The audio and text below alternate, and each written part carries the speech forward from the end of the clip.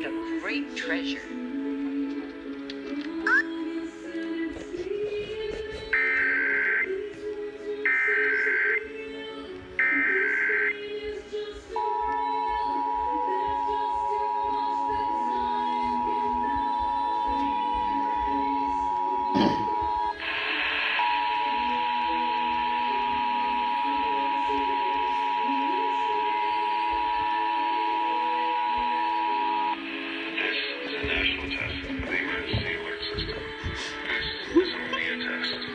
Broadcasting cable operators in your area have developed this system in voluntary cooperation with FEMA, the FCC, and local authorities to keep you informed in the event of an emergency.